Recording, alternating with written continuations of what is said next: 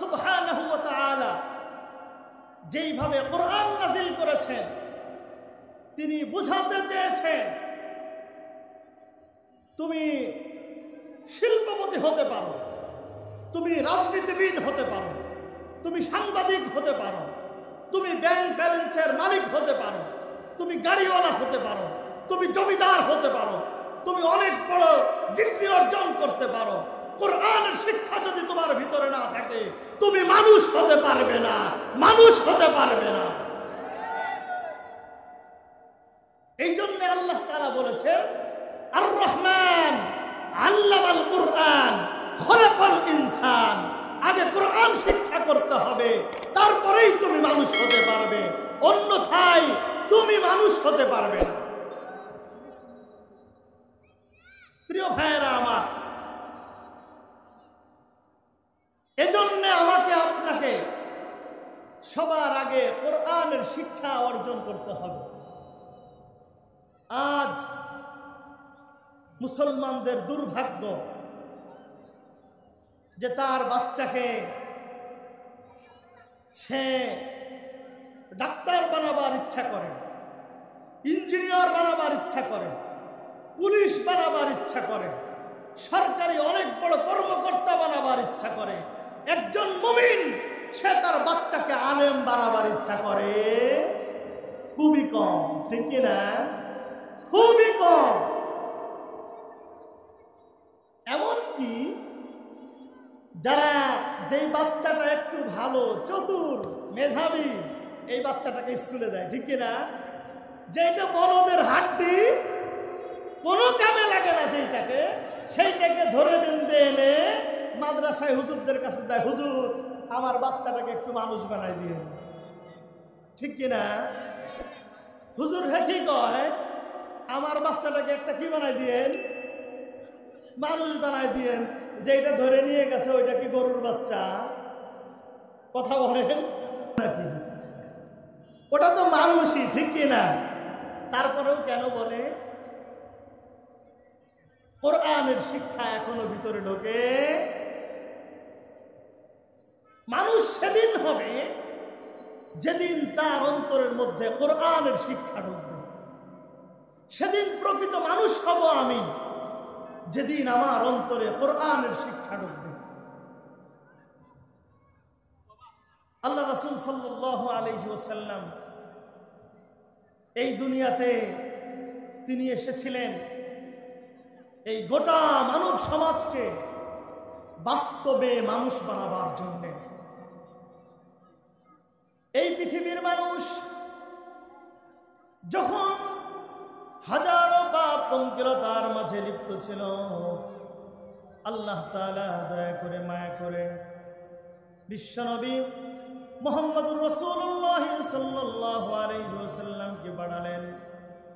যখন মানুষের অবস্থা ছিল কুনতুম আলা শাফা হুফরাতিন মিনান নারি ফানকাযাকুম মিনহা, মানুষের অবস্থা এমন ছিল, মানুষ জাহান্নামের দ্বার প্রান্ত উপনীত ছিল। আল্লাহ তাআলা দয়া করে আপনার নবী, আমার নবী, বিশ্বনবী মুহাম্মদুর রাসূলুল্লাহ সাল্লাল্লাহু আলাইহি ওয়াসাল্লামকে এই দুনিয়াতে পাঠালেন দাওয়াত দেওয়ার জন্য। আল্লাহ তাআলা মুহাম্মদুর রাসূলুল্লাহ সাল্লাল্লাহু আলাইহি ওয়াসাল্লামকে একটা গাইডলাইন দিয়ে দিলেন, সাথে একটি কিতাব দিয়ে দিলেন। সেই কিতাবের নাম হচ্ছে কুরআনুল কারীম। এই কিতাব নিয়ে আসলেন, দাওয়াত দেওয়ার কাজ শুরু করলেন। এই কোরআনের শিক্ষা পেয়ে যেই মানুষগুলো জাহান্নামের ঘোষিত ছিল, যেই মানুষগুলো জাহান্নামী ছিল, বিশ্বনবী সাল্লাল্লাহু আলাইহি ওয়াসাল্লামের দাওয়াত পেয়ে সেই জাহান্নামী মানুষগুলি ঈমান এনে দুনিয়ার থেকে জান্নাতের সার্টিফিকেট পেয়ে গেলেন। জাহান্নামের অধিবাসী হওয়ার কথা যাদের ছিল, যাদের ঈমান ছিল না, এমন মানুষদেরকে দাওয়াত দিয়ে সেই মানুষগুলোকে আল্লাহ তাআলা দুনিয়ার থেকেই জান্নাতের সুসংবাদ শুনিয়ে দিয়েছেন। সুবহানাল্লাহ। প্রিয় ভাই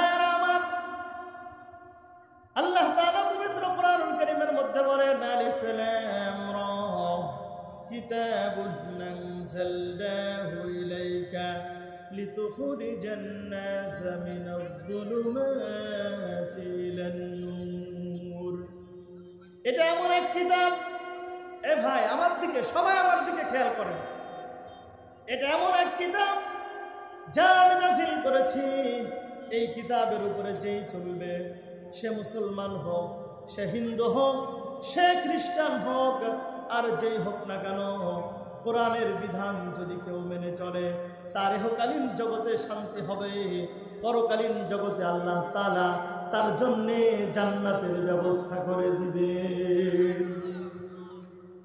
কিতাবুন আনজালনাহু ইলাইকা লিতুখরিজান নাস মিনাল যুলুমাতি ইলান নূর। তাদের জীবনকে আল্লাহ তাআলা আলোকিত করে দিবেন। আলোকিত জীবন চাও? আলোকিত জীবনের সন্ধানে যারা ঘোরো, দুনিয়ার জীবনে সফলতা চাও, পরকালীন জগতে জান্নাত পেতে চাও, তাদের জন্য একটা পথ খোলা, সেটা হচ্ছে কোরআনের শিক্ষায় শিক্ষিত হয়ে প্রকৃতপক্ষে আদর্শগত মানুষ হতে হবে। যদি আদর্শগত মানুষ না হতে পারো, আমিনু কামা আমানান নাসের মতো, যদি সাহাবায়ে কেরামের মতো আদর্শগত মানুষ যদি তুমি না হতে পারো, দুনিয়াতে যত টাকাওয়ালা হও, যত পয়সাওয়ালা হও, যত বড় ক্ষমতাওয়ালা হও না কেন, কাল কিয়ামতের ময়দানে তোমার আল্লাহর কাছে 5 পয়সার দাম নেই। যদি দামি মানুষ হতে চাও, আল্লাহর কাছে যদি তুমি দামি হতে চাও, তবে এখনই সময় তোমার, এখনই সময় তোমার, তুমি কোরআনের ছায়া তলে চলে আসো। আজকে আমরা সব কিছুকে দাম দেই, কোরআনকে দাম দেই না, ঠিক কিনা? সব কিছুর দাম আছে, কোরআনের দাম নাই। আমার কাছে আমার বাড়িটার দাম আছে, আমার কাছে আমার গাড়িটার দাম আছে, আমার কাছে আমার মোবাইলটার অনেক দাম। এমনকি বাসায় টেলিভিশন আছে না নাই? আছে না নাই? টেলিভিশনটারও অনেক দাম, অনেক তার দাম। তারে ধুয়ে মুছে রাখে, ঠিক না? ধুয়ে মুছে রাখে, পরিষ্কার করে। টেলিভিশনের কোথায় কোনায় একটু দাগ লেগেছে সেটাকে ঘষে পরিষ্কার করে। কোথায় ময়লা লেগেছে সহ্য হয় না মানুষটা। এমনকি বাসায় টেলিভিশন রাখার একটা সুন্দর জায়গাও আছে, আছে না নাই? আছে না নাই? মাথার উপরে টেলিভিশন, ওই ঘরে নামাজ পড়ে। যেই ঘরে টেলিভিশন, মুসলমান কত বড় নির্লজ্জ হতে পারে, ওই ঘরের মধ্যে নামাজ পড়তে পারে। টেলিভিশনটাকে এলইডি ওই দেয়ালের সাথে লাগাইছে, সুন্দরভাবে তার খোঁজ খবর রাখে। কিন্তু কোরআন শরীফ সেইটা মুসলমানের ঘরের ভিতরে উপরে ধুলোর আস্তর পড়ে গেছে, ধুলাবালিতে ময়লায়, সেটা ধরার জন্য, ঠিক কিনা? পড়েও দেখে না, ছুঁয়েও দেখে না। অবশেষে কি করে? ইমাম সাহেব এসে জিগায়, হুজুর বাসায় 2-3টা কোরআন শরীফ পুই পোকায় খেয়ে ফেলেছে, হুজুর একটু মসজিদে রাখবেন। তোমার ঘরে আল্লাহর কোরআন রাখার জায়গা হলো না, তোমার ঘরে আল্লাহর কোরআন একটু দাম পেল না। তোমার ঘরে সবকিছুর যত্ন হয়, কোরআন যত্ন পেল না। তোমার ঘরে সবকিছু ধুয়ে মুছে রাখো, কোরআনকে একটু মুছে পরিষ্কার করে রাখলে না। কোরআনের দামটা তুমি যেইভাবে করে দিলে না, আল্লাহর কোরআনকে আল্লাহর ঘরে পাঠাই দিলে, বিশ্বাস করো মুসলমান, আল্লাহর কাছেও তোমার 5 পয়সা দাম নাই।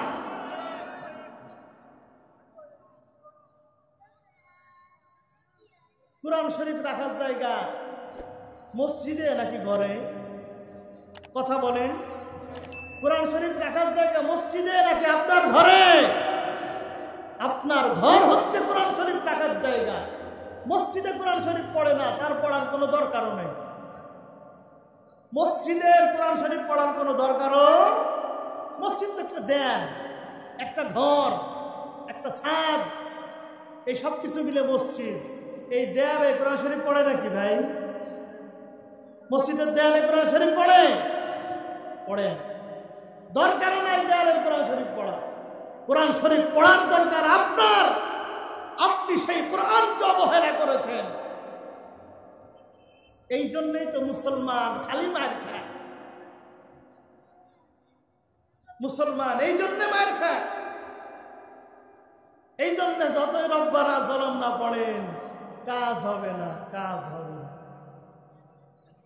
যতই রব্বানা জলম না পড়েন এই দিয়ে 5 পয়সার কাজ হবে না। আল্লাহ আপনার উপর আমার উপর রাগান্বিত। আপনার কাছে কোরআনের দাম যতটুকু, আল্লাহর কাছে আপনার দাম ততটুকু। কথা বুঝছেন নি? এই কথা বুঝছেন নি? আপনার কাছে কোরআনের দাম যতটুকু, আল্লাহর কাছে আপনার দাম ততটুকু। আপনার কাছে মাদ্রাসার দাম যতটুকু, আল্লাহর কাছে আপনার দাম ততটুকু। আপনার কাছে ওয়াজ মাহফিলের দাম যতটুকু, আল্লাহর কাছে আপনার দাম ততটুকু। আমি মাহফিলকে দাম দেই না, আমি মসজিদকে দাম দেই না, আমি মাদ্রাসাকে দাম দেই না। কিছু কালেকশনের জন্য গেলেই হুজুর কালেকশনে আইছেন, আছে না নাই? মন বড়ই তার খারাপ।